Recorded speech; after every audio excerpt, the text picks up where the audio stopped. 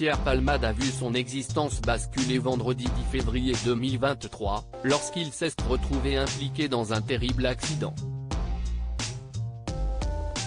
Ce jour-là, l'humoriste circulait au volant de sa Peugeot 3008 sur la route départementale 372 entre Melun et Damary-les-Lys. Aux alentours de 18h45, il a violemment percuté une voiture arrivant dans la direction opposée, juste avant qu'un troisième véhicule ne s'encastre dans l'une des deux voitures déjà accidentées.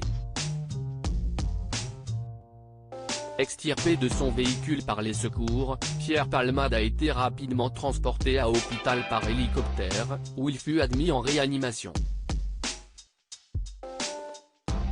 Au départ, les médecins avaient indiqué que le pronostic vital de l'humoriste était engagé.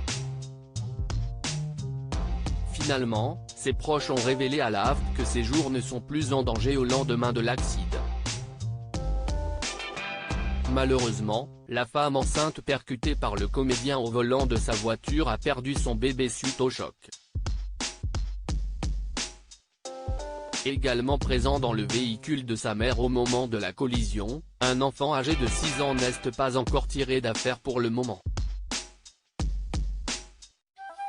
De son côté, le parquet de Melun a ouvert une enquête pour homicide et blessures involontaires ayant entraîné une incapacité totale de travail supérieure à 3 mois, par conducteur sous l'emprise de produits stupéfiants, car l'analyse toxicologique de Pierre Palmade a prouvé que l'acteur avait consommé de la cocaïne avant de prendre sa voiture.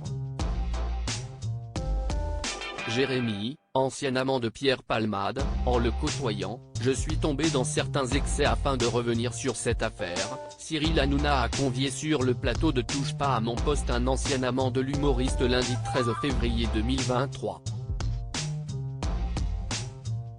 Baptisé Jérémy, le jeune homme est entré en contact avec Pierre Palmade en lui envoyant un message sur Instagram. Pierre Palmade, il a vraiment cette générosité. Si est quelqu'un qui est profondément humain. On s'est vu, on s'est revu, et après, il y a une passion qui est née. On a vraiment eu quelque chose.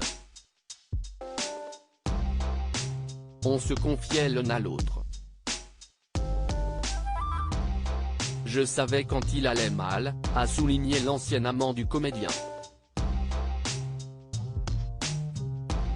Jérémy a aussi précisé qu'ils ne vivaient pas ensemble, même s'ils se voyaient régulièrement. On a toujours gardé cette liberté. J'étais conscient de ce que je faisais, mais si est vrai qu'en le côtoyant, je suis tombé dans certains excès.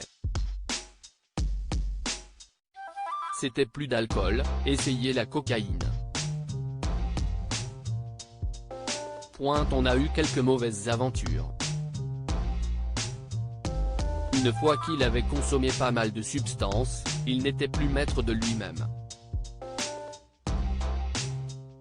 Si est quelque chose qui me faisait peur, a révélé l'ancien amant de Pierre Palmade.